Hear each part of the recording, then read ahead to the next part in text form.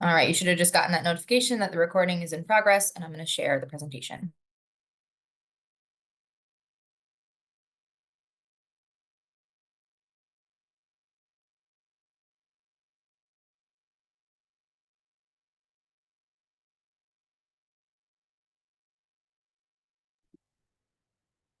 Everyone can see? Yep. All right, then take it away, Lenny.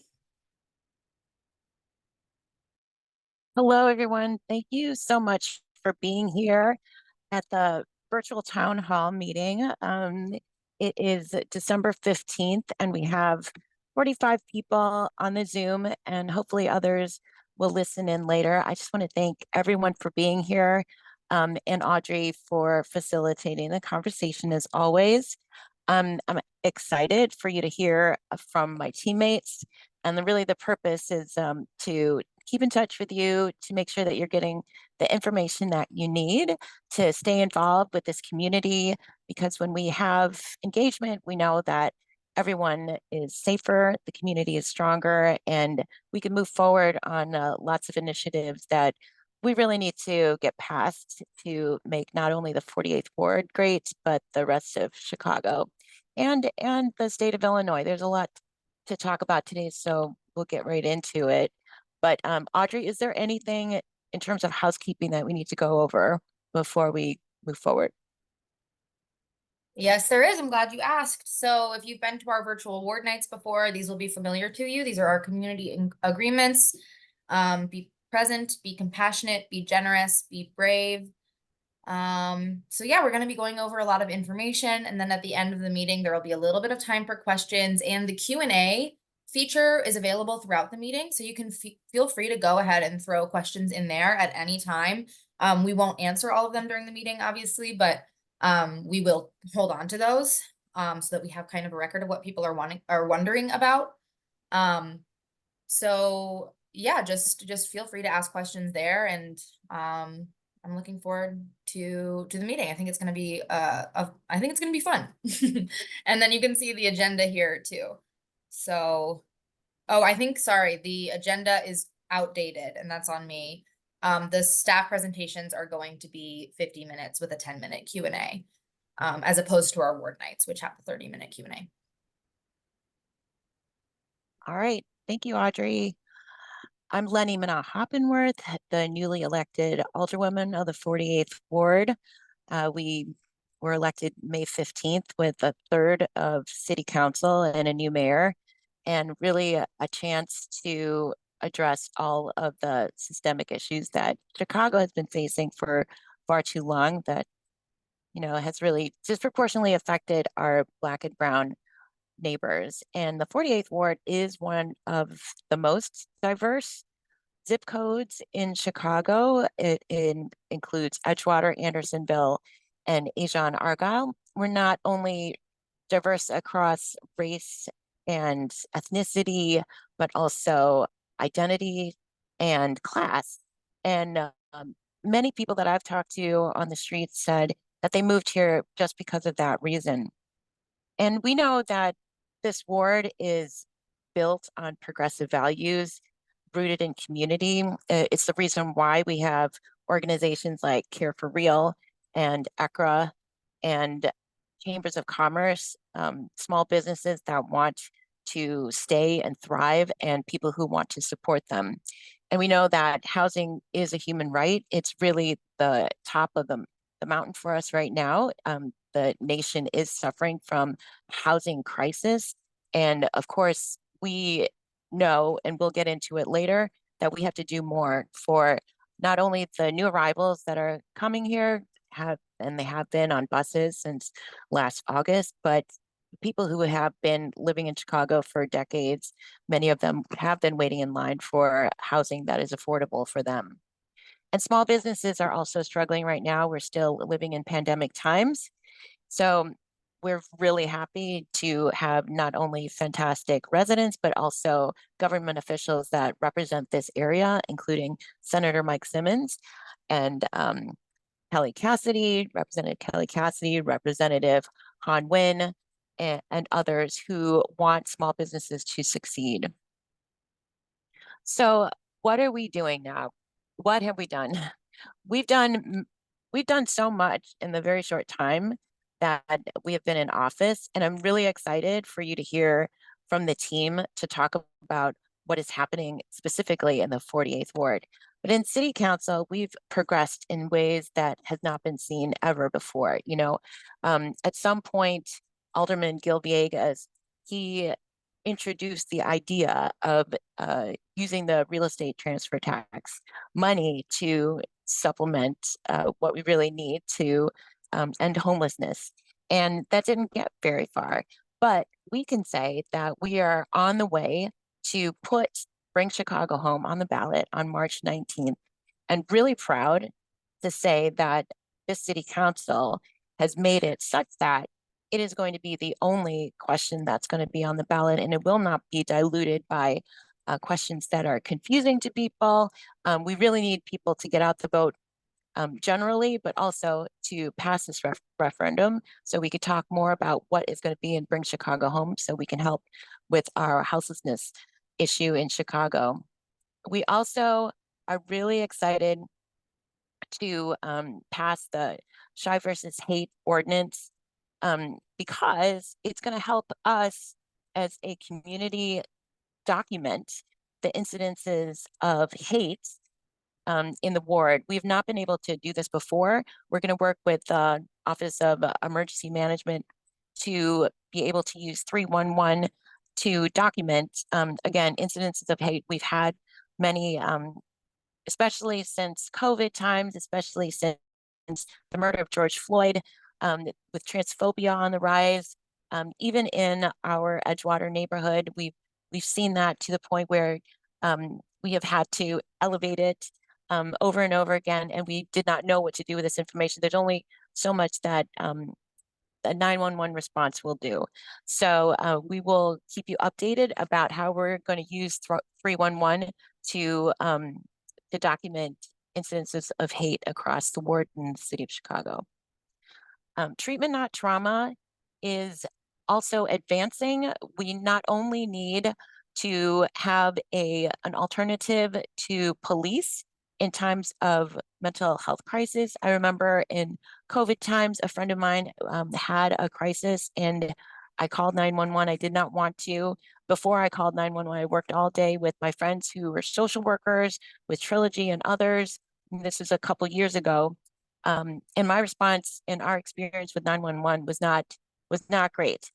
We want something better than that because we know that in other parts of the city of Chicago where it is more disinvested, there are instances where the cops will come and they just won't have the skills to assess the situation in a way that a social worker or a case manager will be able to do. So we really want that first assessment to be done by somebody who's trained to de-escalate a situation so that we can actually save lives. Treatment Not Trauma is working towards that end. Right now we have the CARES program and it does work. I just got a great report from somebody who had to use it in the 48th ward because a neighbor was having a mental health crisis, and the response that they got from Trilogy and also from CPD was good, but we really need to do better, including opening up our closed mental health facilities that happened under Rahm Emanuel's administration. The other thing I'm really excited about is an honorary street designation for Elise Mallory, which would be between Clark and Ashland on Catalpa. And if you don't know who Elise Mallory is, she was an activist who has strong ties to 48th Ward, including to me, where I worked with her at the Chicago Reader and also with her with Chicago Therapy Collective as a small business owner in Andersonville and the Andersonville Chamber of Commerce. She is also an activist for trans lives and for Black lives. And she went missing. The whole neighborhood, the whole community turned out for her in support for her, and we miss her every day. If you go to Women and Children First bookstore, you'll see on the wall, you'll see a memorial for Elise Mallory, and we want to commemorate her life and celebrate all that she has done for us. And so Andre Vasquez and I are supporting the Elise Mallory Way street designation. We're excited about that. We are very proud of the inclusivity of the 48th Ward, including those who play sports. And so Chicago Dragons Rugby Football Club is one of the first sports clubs to allow openly gay men to their organization. And so they actually celebrated 20 years. And I don't know much about rugby, but I do know that the ball is held by somebody, and there's no blocking, and the teammates kind of fan out around him, and so as the ball advances, the way they communicate is they say, I'm with you. And you hear that as you're advancing. And so if they do run into some kind of conflict, you know that your teammates are going to be with you. And they use this also, during the after George Floyd was murdered, when there was so much chaos in the air, they said to their teammates, their Black teammates, and their Black community that they are with them, and they see them. They also did that with the rise of transphobia, and we're still fighting that today. To say that if you are living with trans experience, you are welcome into our club. And that's the kind of club that I'm really proud to support. We're also really excited to honor the Chicago Gay Men's Chorus for their 40th years of really service to the Chicagoland community through the arts. And 40 years ago, many of the members, they didn't even want to be listed in programs because for fear of getting fired from their jobs. And I know that the Chicago Gay Men's Chorus also, at a time when our former alderwoman in the 48th Ward was struggling with cancer, and during her last weeks, they came to the 48th Ward and serenaded her. This is the kind of community that we think about each other, and I really appreciate Chicago Gay Men's Chorus for bringing us together throughout all of these decades through the AIDS crisis. And actually, it is a World AIDS Month. So I do want to shout out to many of the organizations in the 48th Ward, including, Lori Cannon, just right around the corner on Broadway, and TPAN, who are still helping and still fighting to keep the AIDS, HIV, to keep the community intact, really, with their food pantry and with the services that they provide. The other thing I want to say is I just want to thank you. Thank you to the 55 people who are on this call, and to others who are going to be listening later on to this recording, that this has been a fantastic time, even though there is so much going on in the world and in the state and in the city of Chicago right now. We are so blessed and so lucky to be living in the 48th Ward, where we have one of the tightest footprints in Chicago in terms of geography, but we are blessed with so many amenities, being right close to the lakefront, with the reconstruction of the Red Line, which is going to open up possibilities of land that we can help develop, and you will have a say in that.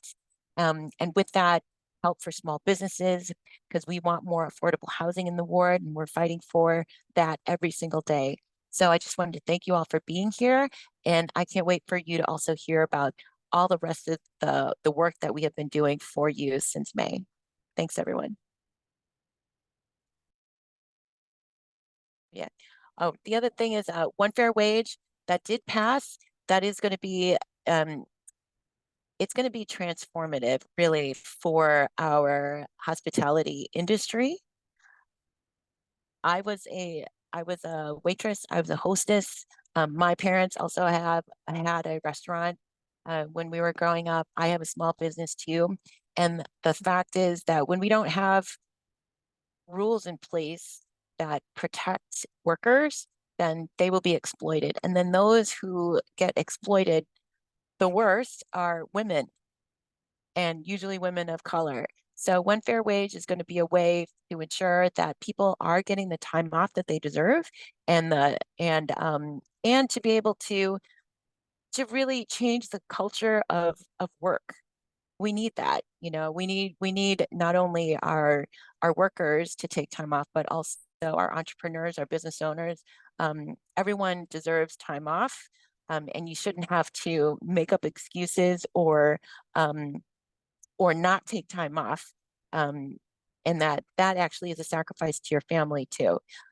Everybody deserves it. And we are going to be working with BACP and with the Chambers of Commerce and with small businesses to make sure that everybody understands the rules moving forward so that we all are on the same page. So with that, I will turn it over to Audrey. Gotcha. Sorry, I didn't know if you wanted to talk about the budget at all, um, before we move on. Sure. Yes. So we passed a fantastic budget. Um, if you, let's see. So there are so many good things in this budget. The fact that we have a new Department of Environment that is fully funded. Not only that, we have a new Office of Reparations that's going to be transformative for our neighbors who are re-entering into society. We're going to have more funding for a non-police mental health crisis response. That's a treatment, not trauma. And that includes the increased number of mental health clinics. And we need to continue to, you know, realize that in the 48th ward, we do have many options for affordability, including Mercy housing, which is right there on Argyle. And we have support systems that can help folks who are in need, including C4, which is right over here on Broadway and Hollywood, who actually do respond to 988 in times of mental health crisis. And also they see people in their clinics, and also they see people in their homes. So we need that right now. We have a network, we just need to expand it. We're really also excited to um, introduce treatment, not trauma, into our conversations, especially as we're thinking about what Chicago really needs right now. Too often, the youth get blamed for so much, especially our Black youth, and we need to listen to Black youth, including Good Kids Mad City, who's been working so hard on the Peace Book Ordinance, which also um, says that every single community in Chicago, the 77 communities in Chicago, should have a network in which young people can plug in, get job training, and also address the root causes of crime, dis which is disinvestment in our communities, in terms of our healthcare, in terms of our education, in terms of economic opportunities. So we are really doing this as a holistic, as Mayor Johnson says, um, a full government force. So, and it's going to include every single department, from animal control to water, from CPD to the Chicago Commission for Human Relations. And we're inviting you to continue to be engaged with us so that we can plug in when we can with you and to keep you involved.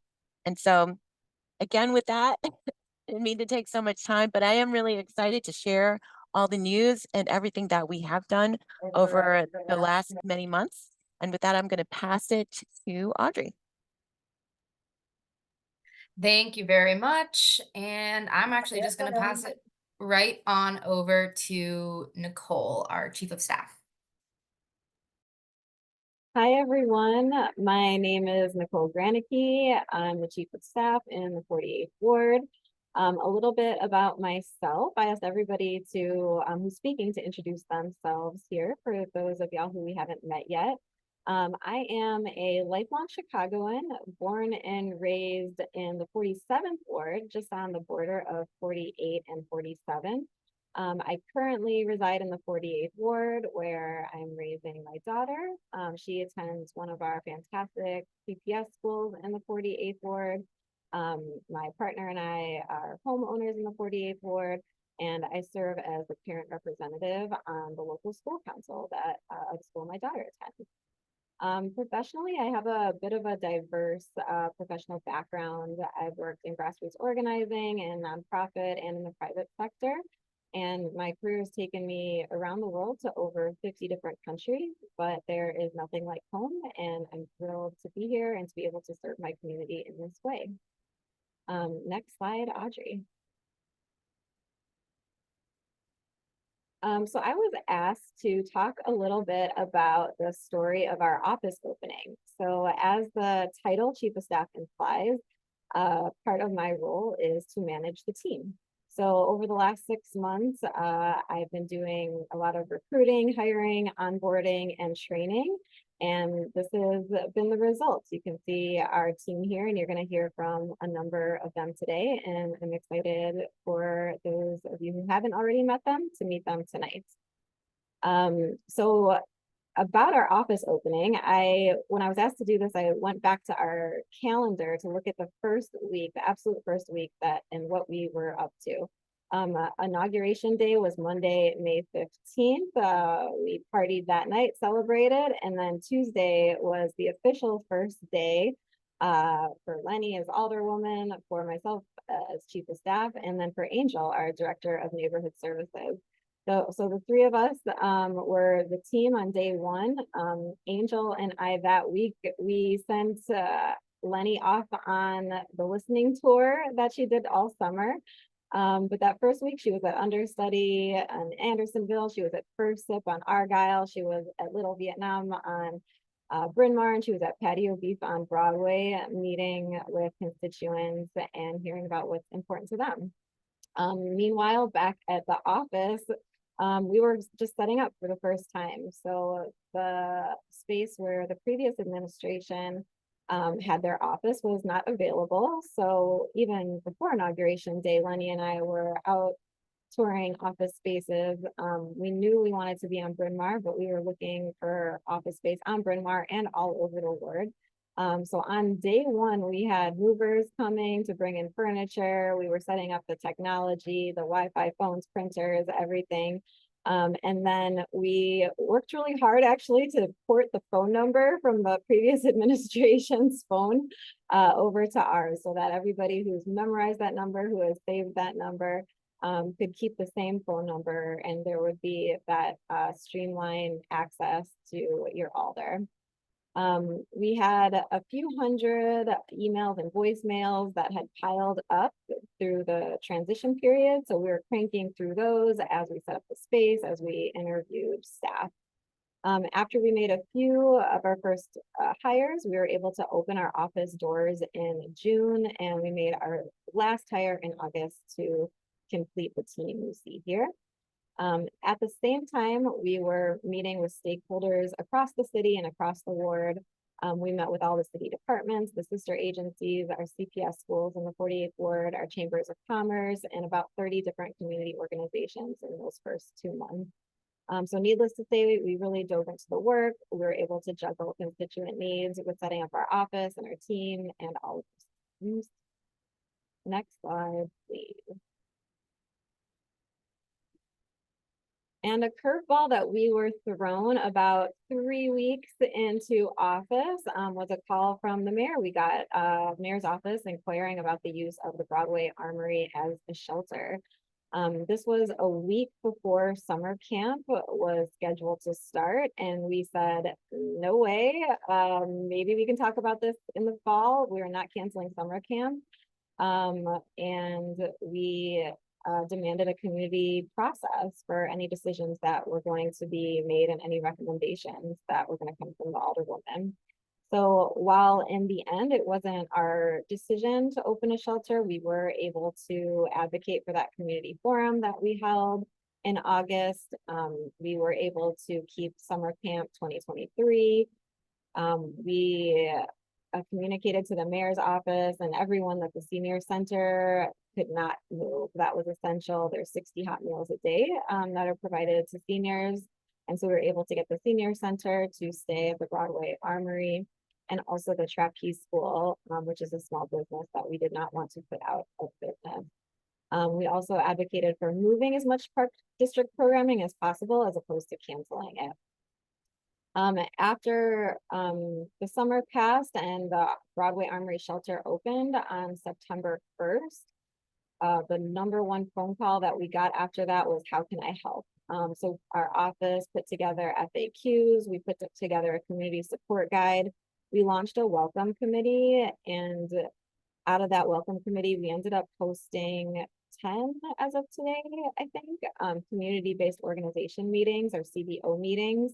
We meet every other week, or I meet every other week with community leaders. These are faith leaders and nonprofit leaders, mutual aid leaders, to support the new arrivals in our neighborhood. We, as an office, spearheaded a resource fair for the new arrivals, a coat drive, and a landlord info session to recruit landlords to sign up for 2 programs, ACE RAP and Sanctuary Working Group, where they can rent to new arrivals. And we facilitated countless community efforts, which I'll show you on the next slide, a visual of that work. And then my last point here was about the reopening. So we never thought the park district or gymnasium was the best place to shelter new arrivals. We don't want anyone sleeping in a gym. And while it has been really an honor and a privilege to support new arrivals, this is not a long-term solution. So we're working right now to hold the city accountable to their promise of a 6-month evaluation and also assess our success or not success in moving park district programming and how many folks actually enrolled for that programming that was moved. Next slide, Audrey. So this is just a snapshot of some of the community efforts that have happened over the last few months. It has been really heartwarming to be a part of this. I do want to shout out a few organizations, but there are way too many to name. Everybody has really chipped in and helped, from those who've been doing this work for a very long time to those who are new to it and organizations that just popped up out of this unique need.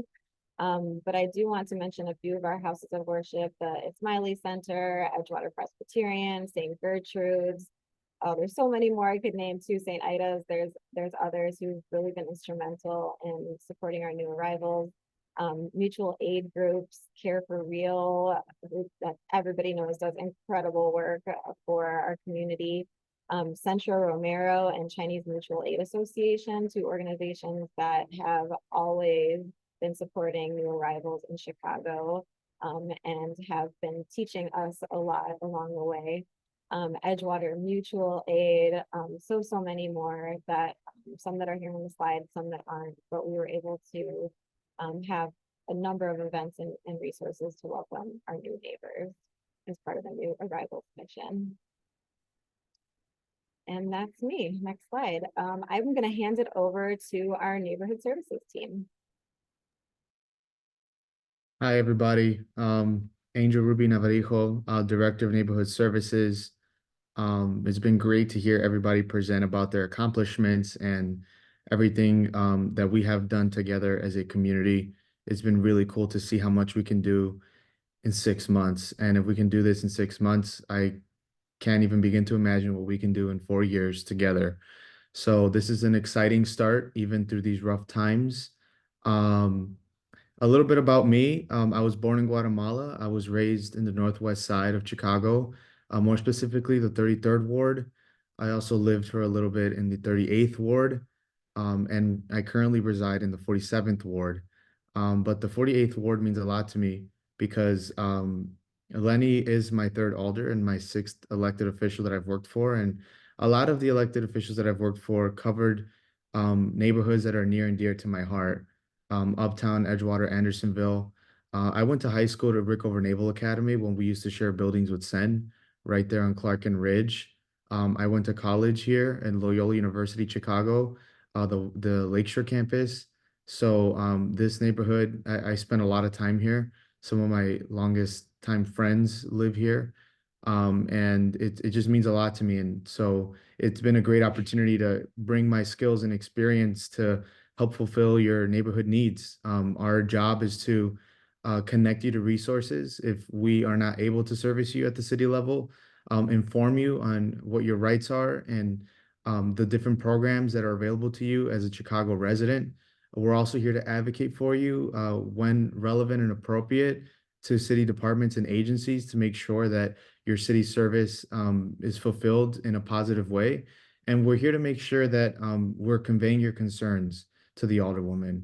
A lot of the time, you may have known Connor on the phone or Rowan or myself. We've answered your phone calls, and we continue to look forward to answering your phone calls and answering your questions. Your feedback is extremely valuable. It's like almost 100% almost.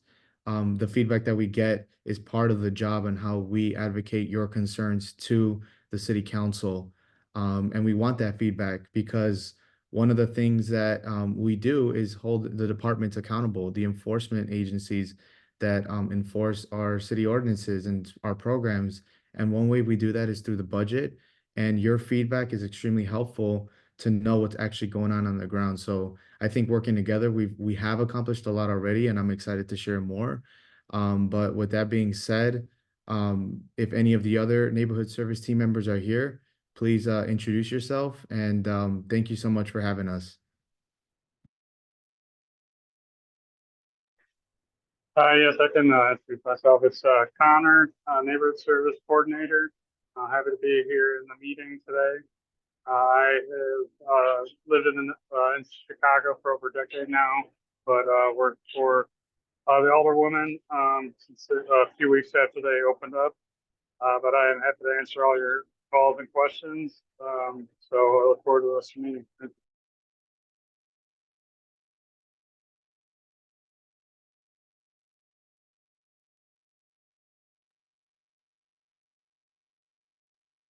Rowan, are you around? A lot of people here.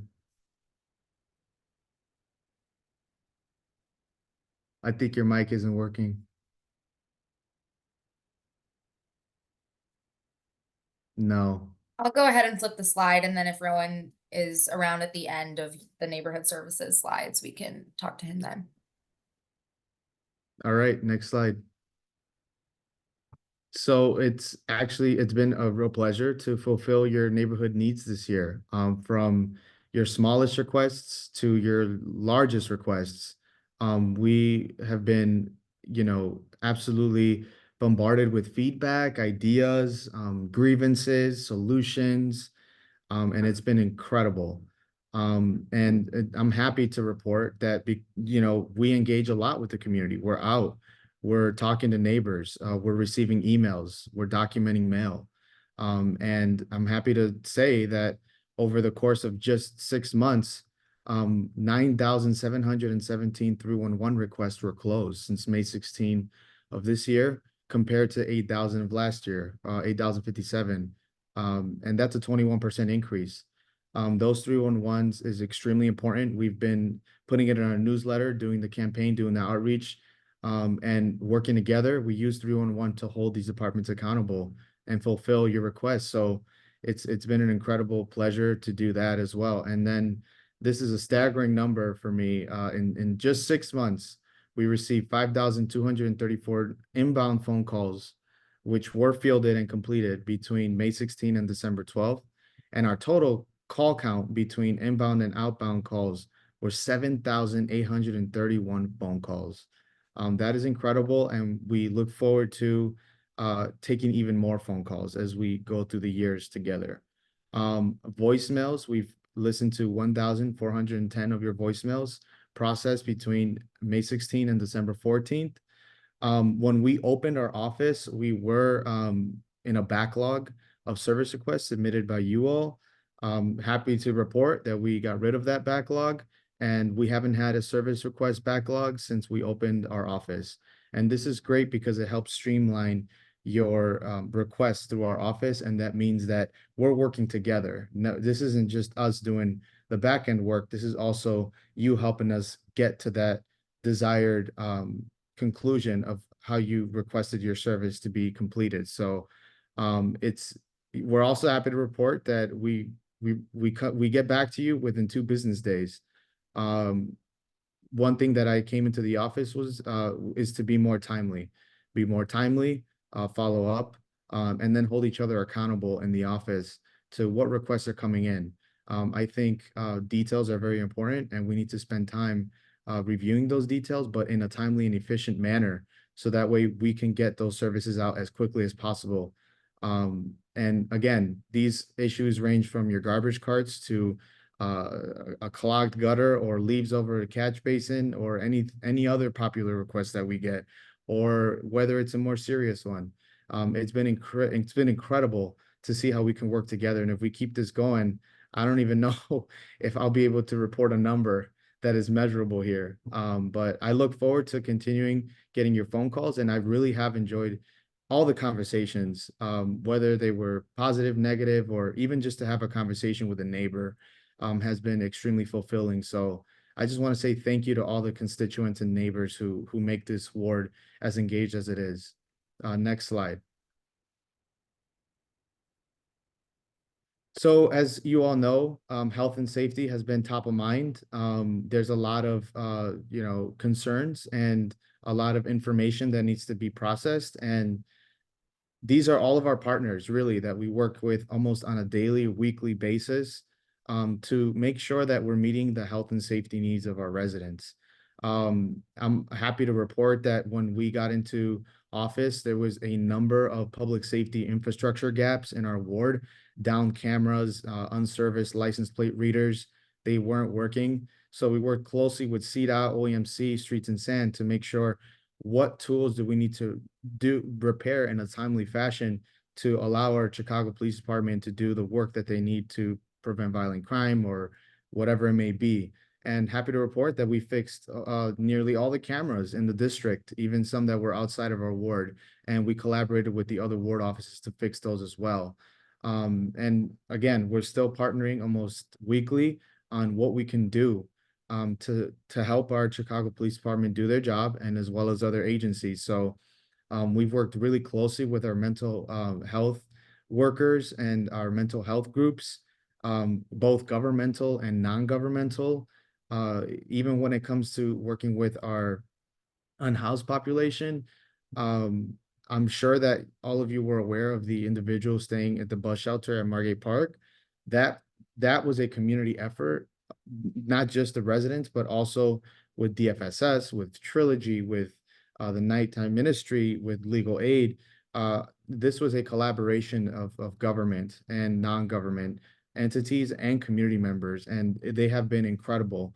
From our work to accountability, this was the first time that Chicago residents had an opportunity to have a dialogue with the next Chicago police superintendent, or have an input on that.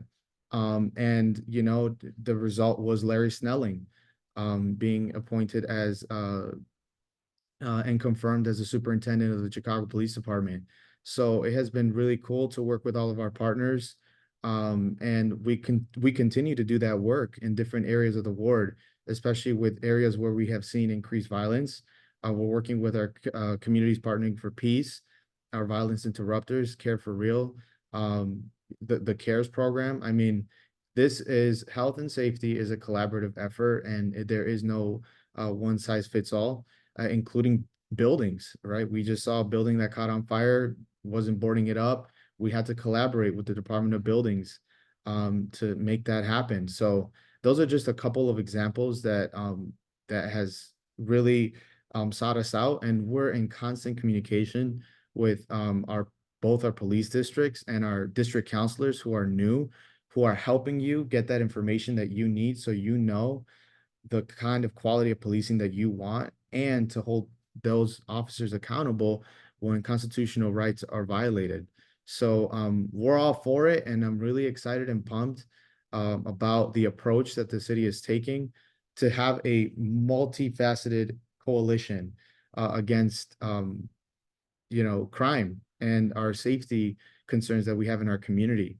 So again, I could speak all day of examples daily that we do with our CAPS office, with our Department of Buildings, OEMC, Trilogy, NAMI. We're in constant contact, and we've seen some examples play out in the ward of those conclusions that we've reached because we've worked together. So, and now that we have passed this budget, and we have two mental health clinics that are going to reopen again since Rahm Emanuel closed them, that's going to be a huge asset for us, and it's going to help us even further get people the mental health services that they need, as well as get them diagnosed in an efficient and timely manner so we can catch something before it gets to the next level.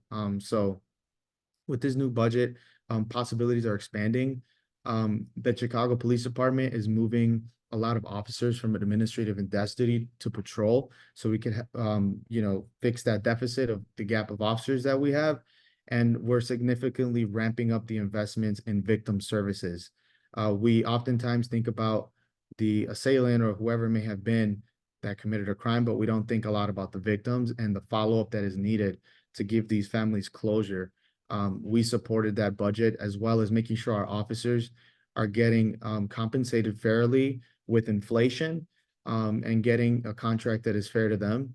So that's just a few of the examples that we've done to support our health and safety systems. And we look forward to continue doing that. I also created a guide that we put in our newsletter as well. So thank you very much for everybody who calls us and reports things or is asking questions about resources. We're more than happy to provide that whenever you call our office. Next slide, please.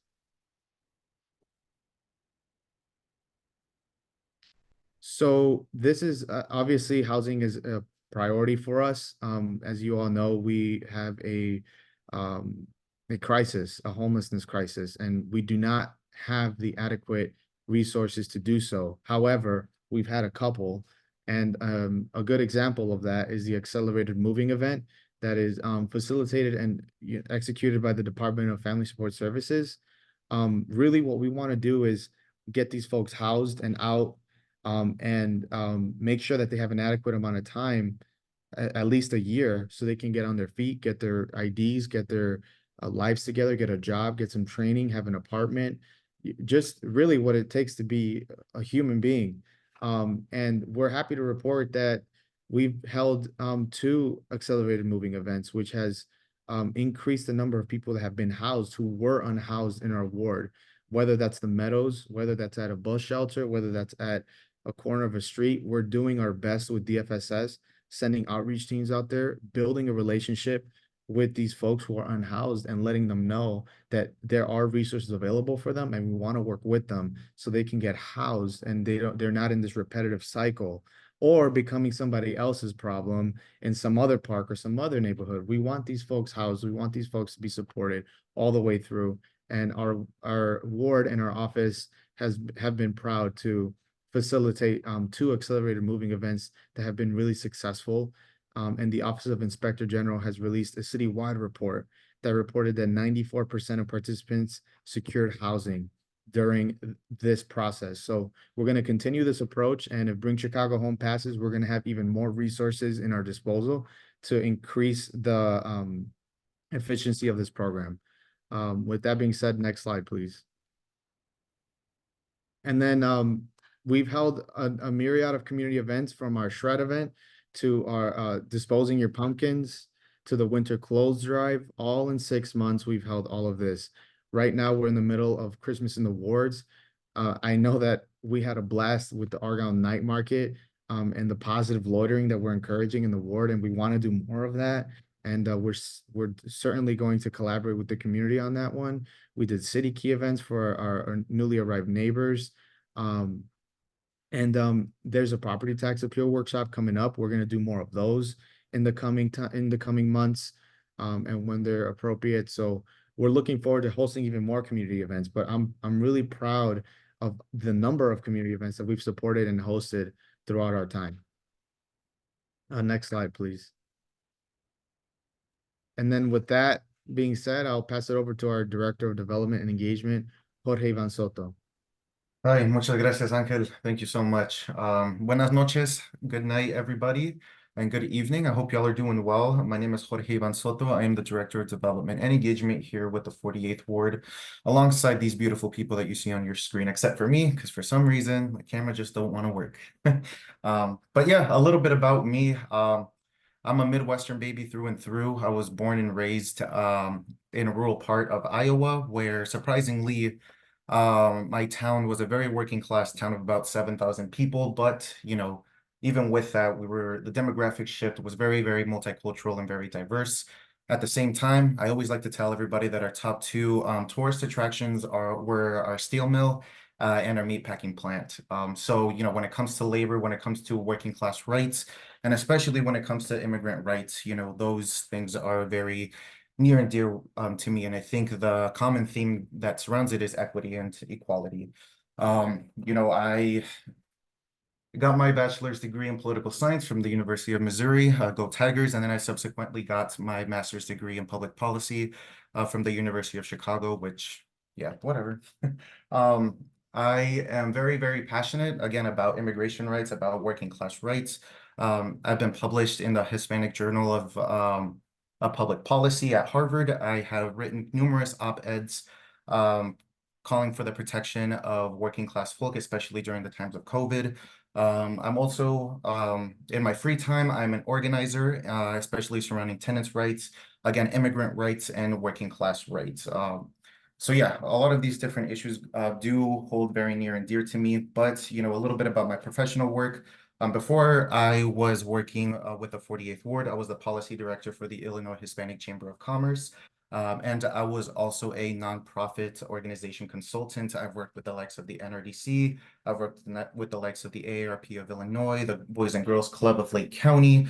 And I've lobbied in both Springfield and the city of Chicago. Next slide, please.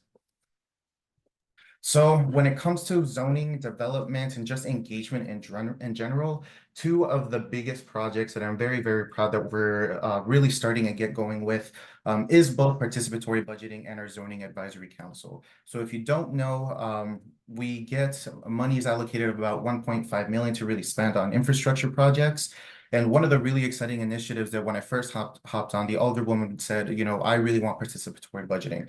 I really want the community to give us direct input as to what they would like to see in our ward, whether it be, something that we coin in our office, safe schools, safe streets, how can we provide better infrastructure for when parents are dropping off their kids, they're biking to school, just how can we provide little safety measures, when it comes to street resurfacing, when it comes to green space, when it comes to, any and all ideas, we really are excited to be introducing this in 2024 with, a slew of neighbors, and we really hope to see you there. Community engagement is going to be happening in the early stages of 2024. And we'll be ready to roll out that process officially once we get all the little nitty-gritties like what does equitable voting look like? What does equitable engagement look like? How do we translate these services and these ideas to our community members where English might not be their first language?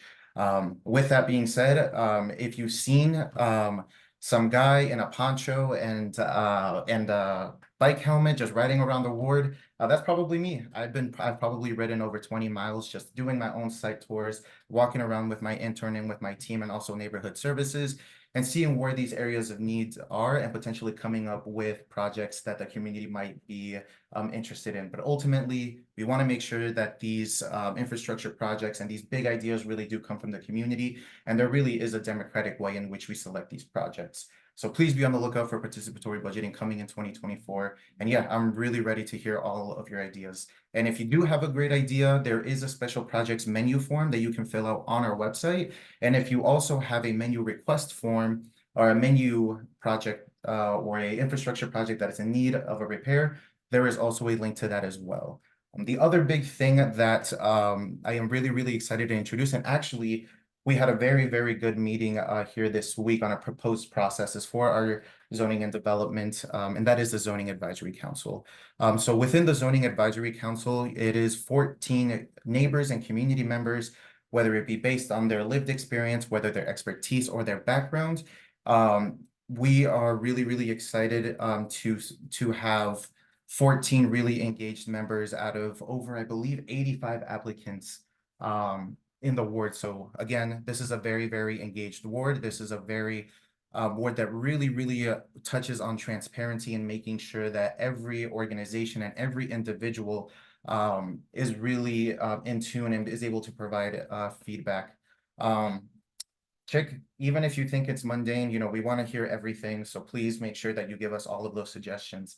But with that being said, we want to make sure that our development process and our zoning change process is really transparent. We are working and we are looking to finalize a process that really takes in the input of the community members, our neighborhood block clubs, our influential nonprofit organizations, chambers of commerce, and again, like-minded individuals and individuals who might have not historically been a part of this process before. While we have landed on 14 community members, they are going to serve a 1-year term, and we will be having a second call for applicants in late 2024. Next slide, please. So when it comes to development here in the ward, I do want to say that one of the things that the Alderwoman has really pushed on is making sure that when it comes to developments that are requesting a zoning change request, that they go through a transparent system. All of the developments that have been going in the ward have either been built by right, have already gone through the community engagement process, whether through a previous administration or through the Zoning Board of Appeals. And we're really excited to be informed that these are just some of the development projects that are ready to either finish in 2024 or are ready to break ground, or even in the likes of 952 West Carmen, which is right on Carmen and Sheridan, you've already seen that they're breaking ground. So there's probably like 20 or 30 feet that they dug into the earth already. And the fact that it's geothermally powered is really exciting. And again, it just shows that sustainable building and quality building is both financially viable and feasible. Again, these are just some of the development projects that are going in the ward, but not even development projects. I'm also excited to share a couple of infrastructure projects that we've been bringing to the ward as well. So next slide, please. Yeah, when it comes to streets and infrastructure, either through our Complete Streets project through the Chicago Department of Transportation, through our menu funds, or through city initiatives that we have advocated for. These are just a couple of the infrastructure projects that have already been in the works or are going to be in the works and hopefully completed here in the next couple of months. So when we talk about the refuge islands, we've already, the Chicago Department of Transportation, with the helpful push of our Alderwoman, were able to get a refuge island on Broadway and Winona. I think this is a perfect case study of the need to actually be proactive instead of reactive. So again, I encourage everybody to come to our participatory budgeting meetings, as we want to hear everything and anything that comes to, pedestrian safety. We have even 3 more coming in all the way to the north side of Broadway, on Norwood, on Hood, and on Rosedale. There is a Clark Street Streetscape project that just touches on our ward, but even if it touches our ward even a little bit, it's still worth mentioning. It is there to provide different infrastructure upgrades and provide more safety measures around pedestrian walkability, cycling, and again, just pedestrian safety as a whole. They do have weekly community engagement meetings that happen every Wednesday at 9 a.m. And if you would like to be a part of those meetings to get caught up with what's going on, what happened the past week, and what to look forward ahead, please let me know. I can get you that link to join those community meetings that, again, happen every Wednesday at 9 a.m. And then also the Clark Street protected bike lanes. Again, either it's famous or infamous, depending on who you ask, but that has been an ongoing process and that has been going on since 2022. But we're happy to see that, dependent on the weather, it is looking to close up here in the next couple of months. So we're really excited to also provide protected bike lanes here on Clark Street. And yeah, we're also looking forward to creating many other infrastructure projects and initiatives that will further provide safety and just great leisure for our constituents and our neighbors and even our tourists that come from all walks of life and all over the world onto our great 48th ward. Next slide, please. And yeah, when it comes to the RPM, it's no secret, in case you've been waking up at 6 a.m. or in case you see it when you're walking down Bryn Mawr, when you're walking down Argyle, or anywhere in between the red line, You know, the Red Line, Purple Line modernization initiative and program has been just a beauty to see, in my opinion. I guess just talking as a infrastructure nerd and talking as a development nerd, you know, it's really been a beauty to see. And these are just some of the pictures that we've taken, given that our office has a front row ticket to all of the beautiful events that have been going on, and seeing our beautiful workers in their yellow vests just doing the work. With that being said, you know, there are going to be community engagement meetings with what you want to see on the embankment that the CTA has informed us that will be coming in 2024. So when those dates are solidified, we will be looking to submit that and share that on our newsletter. But yeah, it's really, really exciting. The fact that they're getting onto phase 2 just means that this work is really worth doing, and it's going to provide just a lot more open space and much more ideas and creativity with what to do under that space or under that embankment. Next slide, please. And with that being said, yeah, I'll pass it over to our beautiful comms team.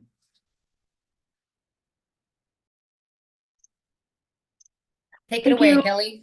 Thank you. Thank you, Jorge. My name is Kelly B. I am a web developer on our team, and I also do various special projects. I have a background in the private sector. I worked in software for a long time, technical writer and editor. I'm a graphic designer. I'm an information architect. So as you can imagine, there's a lot of technological needs in a Word office, and I handle those. Next slide. So first I'm going to talk about the website and some of the things that you might find on our website if you go there right now. Obviously, contact information for the ward office. There's also a form to submit service requests. We have an amazing calendar of events. It's very full. You can subscribe to our newsletter there and view archives if you've missed it so far. There's a map of the ward, which shows various neighborhoods, block clubs, police beats, voting locations. There's information on the participatory budgeting, which Jorge mentioned. You can also sign up to volunteer in our office, or you can invite the alderwoman to your event.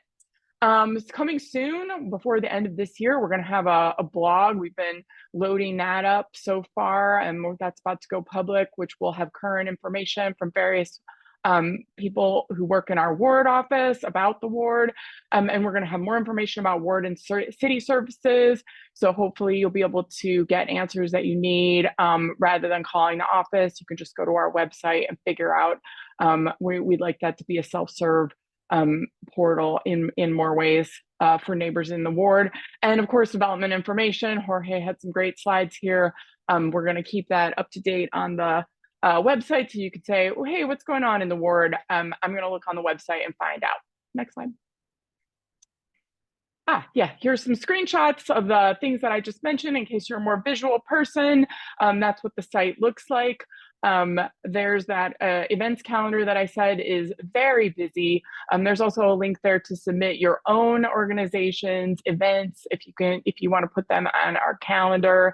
It's pretty slick. It's a Google Calendar, so you can add events to your own Google Calendar if you use Google Calendar, which is pretty nice. And then there's the map of the ward, which you can see here. You can turn on and off various layers to see a different information. I think in this screenshot, I have the block clubs turned on. You can click on the individual block clubs to get information about them. And with that, I'm going to turn it over to Audrey. Thank you, Kelly. I'm so excited about the newsletter, or sorry, the website. Kelly's been working really hard on that website, and I'm very, very excited about it personally. My name is Audrey Champelli. I'm the communications coordinator for the office. My background and degree is in journalism and environmental science. And before this, I worked as a writing tutor, and I worked in basically the same job for a city councilwoman in Louisville, Kentucky, where I'm from. So that's my background. And yeah, I kind of handle a lot of the comms for this office. So if you get the newsletter, that's from me. If you follow our socials, that's from me. I do graphic design for flyers. And then like everybody in the office, just picking up the slack where it's needed. So for the newsletter, you can see in this bottom corner that we've grown our, subscribers or recipients from a little under 2,000 to a little over 4,000 in about 6 months. So we're really excited about that, but we're always looking to have more subscribers because there's a lot of good info in there. So share with your friends. and other folks who live in the ward. And then I just put two side by side table of contents from really early in our, office's tenure here. And then this is the most recent newsletter, I believe. Well, there was a newsletter that went out earlier today. You would have seen that, but this is the one before it, so that you can see kind of how the information that we're providing in the newsletter has grown over time as well. And social media, you can find us on social media. And similarly here, we've grown our following and increased the amount of content that we're sharing on social media. So yeah, you can find us on Facebook, Instagram, and X, formerly Twitter. That's where we are mainly, but we also share recordings of our meetings on YouTube. And get excited because soon we are going to be on TikTok. More news to come about that in newsletters that will be coming up. We have an intern who's been hard at work creating some awesome content for TikTok, so get excited. And yeah, we're at the 48th Ward on everything. And thanks to Kelly for that. And then here's just some projects that we've been working on with Jorge. So the virtual ward nights that many of you have attended, and the 48th Ward Small Business Spotlight that I hope you've been seeing in our newsletter. You can expect to see the December edition very soon. And we're excited to continue both of these in the new year. The virtual ward night, we're always just like looking for topics that people are interested in and want to hear about, so that we can, give you as much time as possible and as many avenues as possible to engage with the alderwoman and our office.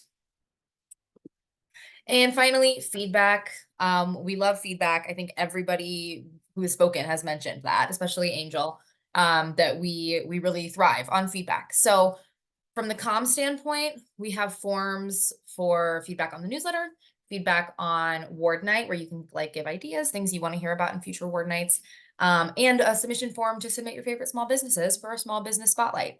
So this QR code goes to our link tree. And so that has links to all of those forms. And if the forms aren't already on the website, I'm sure they will be soon. So yeah, lots of ways to get in touch with us if you have thoughts or notes. And then you can also just always email me. Doors are wide open on audrey@the48thward.org. Okay, so that finishes it for comms, but I also am going to be talking about looking ahead and what we want to do and see in 2024. So the bike grid, that's, Jorge would be able to speak more to that, but I know we're running out of time a little bit, but that's basically just an initiative to make sure that all of the bike lanes connect to each other so that people can actually get around. That's my understanding of it. We want to do a shovel squad. We want to do a Bryn Mawr task force. Things are kind of a little bit already in the works on the Youth Advisory Council. Things are sort of in the works on a lot of this stuff, but we're kind of excited to grow it and expand it in the new year. Look out early next year for RPM under L activation engagement meetings, like what's going to be happening under these beautiful new trains that have gone up. There's going to be a lot of opportunity there, and we want to hear from you. So look out on our newsletter for that. And then, as Jorge was talking about, participatory budgeting, we want to do that for real and big and huge and awesome in 2024. And then more community events, of course. So get in touch with us. Tell us what you want to see. Throw things in the Q&A. Throw things in the chat. Call us. Come to our office at 1129 West Bryn Mawr. We want to hear from you, and we're so excited to continue working with you in 2024. So I know we went a little over time, and I want to be respectful of people's time. So if you have to go, no problem. You can get out of here. Enjoy your evening. Enjoy your holiday. But if you want to stay on, I think that, we should do 10 minutes of Q&A as promised.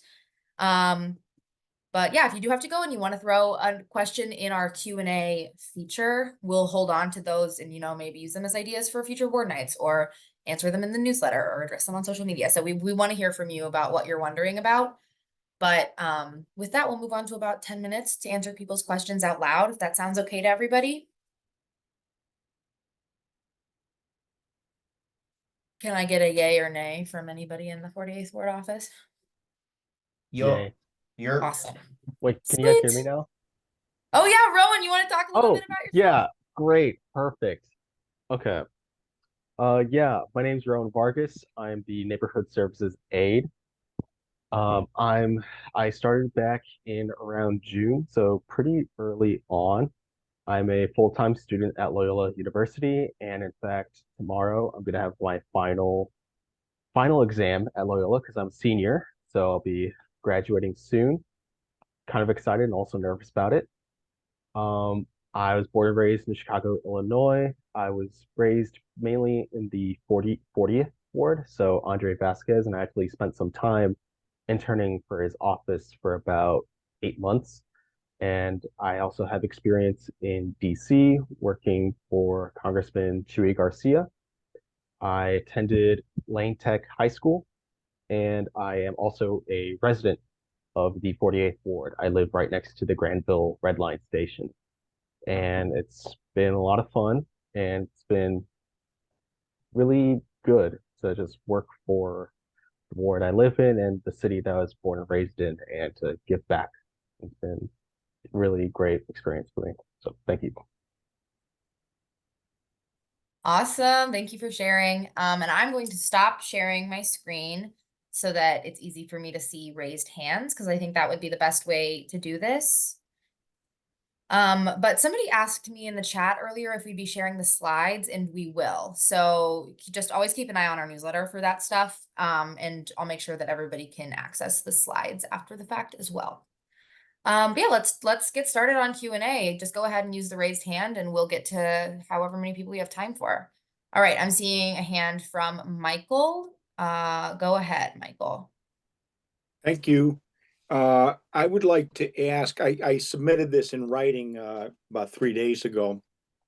I'd like to ask, what are the new protocols for people's gas that are saw cutting the sidewalks and the streets and then restoring them what appears to be temporarily? Are there protocols that they are going to be required to replace those squares of sidewalk to the original design that the city financed when the sidewalks were built?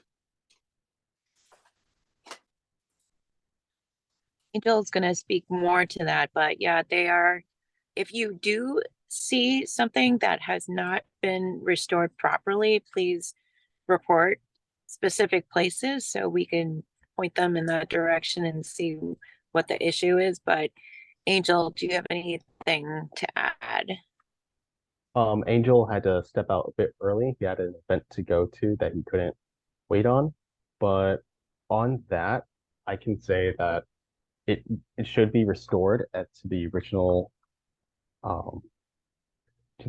version and the original construction as it was before. It should be, but that's going to probably take some time as we enter winter. But we can see. Of course, I recognize Yeah. that. I'm certainly respectful of their timing, but my point is that they're saw cutting the sidewalk down the middle and in all different directions.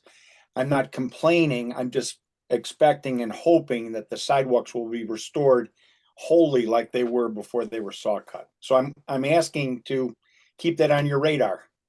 Absolutely. Yes, I can actually answer this too. And a lot of those sidewalks are torn up for the fiber optic installation. So the rest, so I'm not sure if you wouldn't mind emailing me your address of that. I can look into it, as if it is or either way, they have to restore it back to the original, like how the original quality. I have And if pictures. there's anything, I have pictures. I thank you for that, Connor, and I will send that to the ward email. Is that what I should be doing, Send or it. do you have your own? You could, to me, it's Connor, CONOR, so one N, at the 48thward.org, and also info. You wouldn't mind Okay. CCing info, but I'll respond to that. I'll look into that right away. Thank you.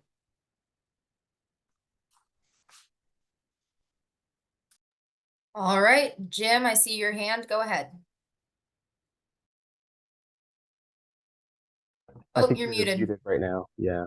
Okay, I got it. I was clicking on the microphone. Sorry.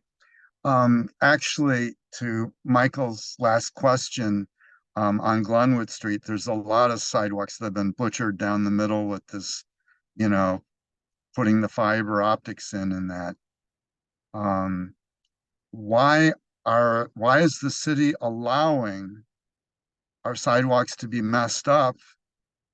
They should be putting it down alleys. It makes absolutely zero sense to me as an engineer, not to mention all the carbon associated and, you know, everyone's future in terms of global warming, that they're destroying sidewalk, putting temporary patch in, and then, you know, coming back later they have fixed some in my neighborhood, but it just strikes me as just totally environmentally unsound.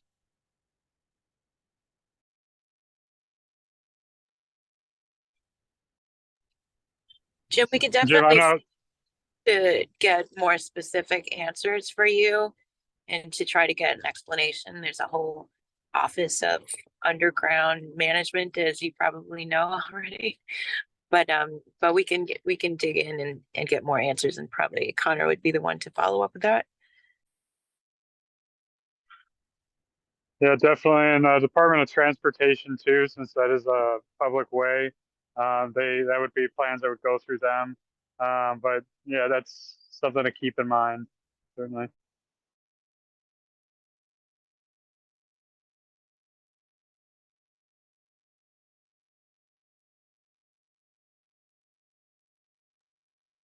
All right, does anybody else have questions they want to ask right now? If not, we'll go ahead and wrap up. All right, Robert, I see your hand. Go ahead. Yeah, hi. I don't know if I got my thing here. Anyway, on the sidewalks, there are slate stone sidewalks, mostly on Kenmore Winthrop area, that are over 100 years old. And you can't break them up because they're big solid stones. So if you could let the gas people know not to mess with them and try to go underneath them so as not to break them up, because they are old. They've lasted longer than the concrete ever would. So if somebody could tell them to please watch out for the slate/stone sidewalks, that would be a good idea. Thank you, Robert. We can definitely try to shoot an email over and try to communicate like certain areas to be careful of. But definitely when it does a fair amount of these really quick like construction or breaking down of sidewalks and infrastructure, they tend to be emergency situations where we're not really given a heads up because it's something that the city believes has to be done in order for just the general better of the rest of the area. But we'll definitely keep that in mind. We'll definitely try to give heads up. All right. Yeah, because with that being said, you know, given that I'm really, really mobile, and one of my initiatives, especially when collaborating with the Department of Transportation, is being proactive. So even earlier this week, you know, I met with some parents at Sen because they had just some ongoing issues with the drop-offs that they really wanted me to come out. You know, they asked me to come in like at 7:40, and I said, you know what, like if it's parents that are really, really concerned about their kids, I'm gonna go bike up there at Sen and I'm gonna see what they're talking about. So Bob, I really encourage you to just reach out to me, and you know, if this is something that's really important and you would like me to do a sightseeing just to get a more qualitative understanding of the importance of this particular issue, please let me know. I think one of the beautiful things about our office, especially for me, is because we are remote on Fridays, it does give me an opportunity to really grab my bike and go around the ward and just, you know, do some site visits, do some site tours, and really assess with my own eyes what's going on in our ward. Because while, you know, we understand that, you know, the Chicago departments do report on us, and sometimes, you know, they might not report to us on everything. You know, I really want to be proactive, and I really want to go see with my own eyes the particular importance of these particular issues. So yeah, I'm really looking forward to that, Bob.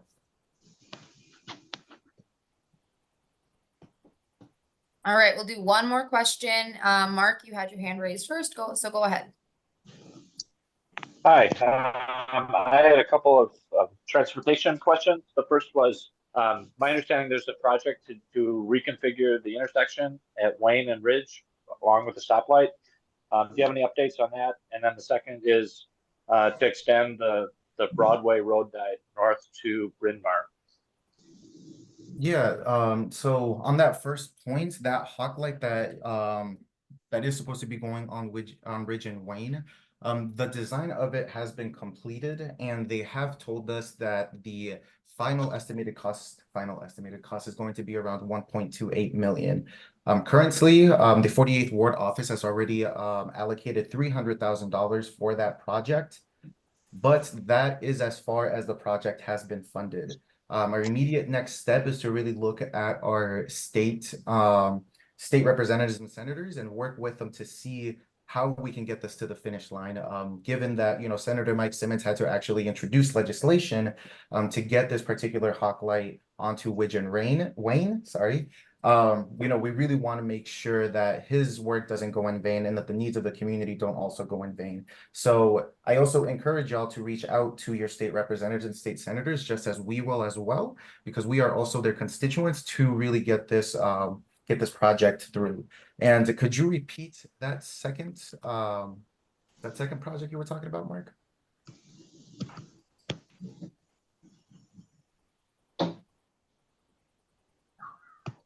I will look at the transcript and I will look at the videos to see what that other project. Oh, I see. I'm sorry, I was just trying to unmute. To extend the road diet on Broadway north from Foster to Bryn Mawr. I know it's a state road, but it seems like the state has changed their opinion on allowing added bike protected lanes now. Yeah, absolutely. While there has been inquiries about a protected bike lane on Broadway, one of the things that we've been really excited to see was actually that memorandum of understanding, or that MOU, between the Chicago Department of Transportation and the Illinois Department of Transportation, because you're absolutely right, Mark. Unfortunately, when there have been road diet measures that have been introduced, there has been a lot of pushback from the state agency for that to happen, not only thanks to that MOU, but also to the Chicago Department of Transportation's Complete Streets program. We are actually going to be looking at being more efficient and, again, being more proactive to provide these road diet measures. It's not lost on me that before our administration came in, that there was a broader Broadway visioning project that really pushed on these road diet measures. It's one of the main reasons why the Alderwoman has really pushed for these refuge islands alongside Broadway. I hear you when you say that. I hear the constituent that mentioned that they would like to see more green space, but also, yeah, how can we provide just a safer road for our pedestrians and our cyclists, our longboarders? I'm talking about myself because I like skateboarding and longboarding there as well. But yeah, I really, really look forward to keep these conversations going, and again, making sure that work doesn't go in vain. All right. Great, thank you. Thank you. Okay, then that is our time. In fact, we went over time, so we do appreciate you sticking with us. And I'll leave the meeting going for a little bit so that if you have a question, you can go ahead and put it in the Q&A. And then I see your comment, Sam, about getting answers to those questions. We'll find a way to do that, in the newsletter or on social media, whatever ends up making the most sense. If you have a really urgent question, though, just go ahead and email it to info@the48thward.org. I'll go ahead and throw that in the chat.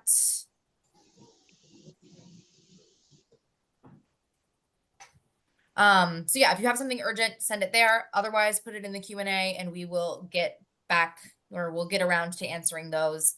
But yeah, thank you so much for coming. Enjoy your evening. I don't know if Lenny, you want to say farewell? Yeah, thank you so much, Audrey. Thank you, everybody, for joining, and to the team who participated, everybody who asked questions. And I also want to take the opportunity to invite anyone who leads a block club or a house of worship, or if you are part of, or if you have a small business or whatever, throw that into the chat too, so that we can keep in touch with you. I want to grow this community, and one way to do that is by really keeping the lines of communication open. So we are a fantastic ward. We've been doing that. Again, I will just shout out to the history of Edgewater, and you could find it all on the Edgewater Historical Society website. And we are also part of a little bit of Uptown there too, and Andersonville. So thank you again, everyone, for joining us today. And we look forward to continuing this and making the ward better, but not only just the ward, but the whole of the city. We need to do that. We need to do that together because there's a lot to do. So thank you again. Have a great night, everyone, and happy holidays. I'll mention too that I had a really great time enjoying Hanukkah this last week with so many of you. Emmanuel congregation and also self-help home understudy with a drag queen story time. We very diverse ward, and we all are also a welcoming ward. We want to keep living in our values. I also want to say that my heart goes out to everyone who has been affected by the war in Gaza. We need to de-escalate. We need to, all of those hostages need to be returned to their home, and we need peace. So look forward towards that, and keeping everyone together. So thank you, everyone. Have a good night, and we'll talk to you all soon. Goodbye, everybody. Thank you so much for joining.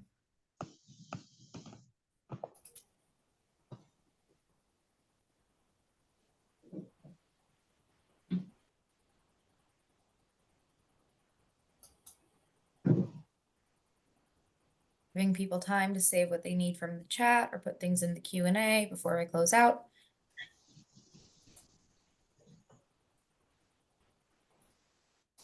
Stopping the recording now.